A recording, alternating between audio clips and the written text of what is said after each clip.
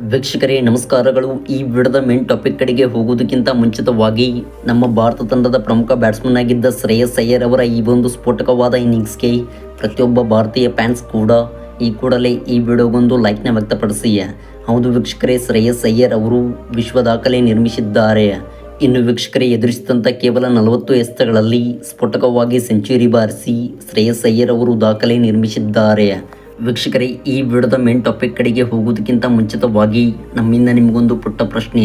ಹೌದು, ಮೊನ್ನೆ ನಡೆದ ಇಂಗ್ಲೆಂಡ್ ವಿರುದ್ಧದ 5ನೇ ಟೆಸ್ಟ್ ಪಂದ್ಯದಲ್ಲಿ ಭಾರತ ತಂಡದ ಪರವಾಗಿ ಮೊಹಮ್ಮದ್ ಸಿರಾಜ್ ಅವರು ಎಷ್ಟು ವಿಕೆಟ್ಗಳನ್ನು ಕಬಳಿಸಿದರು ಎಂದು ಕಾಮೆಂಟ್ ಬಾಕ್ಸಲ್ಲಿ ಕಮೆಂಟ್ನ ಮಾಡಿ ತಿಳಿಸಿ.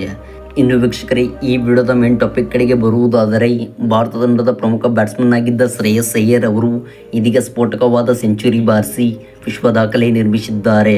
ಹೌದು ವೀಕ್ಷಕರೇ, ಮುಂದಿನ ಸರಣಿಗಳಿಗಾಗಿ ಅಭ್ಯಾಸ ಪಂದ್ಯದಲ್ಲಿ ಕಾರ್ಯನಿರತರಾಗಿರುವ ಶ್ರೇಯಸ್ ಅಯ್ಯರ್ ಅವರು ಸ್ಫೋಟಕವಾದ ಸೆಂಚುರಿ ಬಾರಿಸಿದ್ದಾರೆ.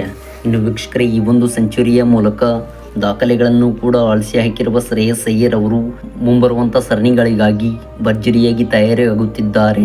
ಹೌದು ವೀಕ್ಷಕರೇ, ಇಂದು ಮುಂಬೈನ ವಾಂಖಡೆ ಮೈದಾನದಲ್ಲಿ ನಡೆದಂಥ ಪ್ರಾಕ್ಟೀಸ್ ಮ್ಯಾಚ್ನಲ್ಲಿ ಶ್ರೇಯಸ್ ಅಯ್ಯರ್ ಅವರು ಕೇವಲ ಎದುರಿಸಿದ 40 ಎಸೆತಗಳಲ್ಲಿ ಸ್ಫೋಟಕವಾಗಿ 150 ರನ್ ಬಾರಿಸಿ ಮಿಂಚಿದರು.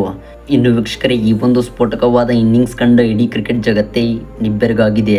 ವೀಕ್ಷಕರೇ, ಇದಾಗಿತ್ತು ಈ ವಿಡಿಯೋದ ಬಗ್ಗೆ ಪುಟ್ಟ ಅಪ್ಡೇಟ್ಸ್. Thanks for watching.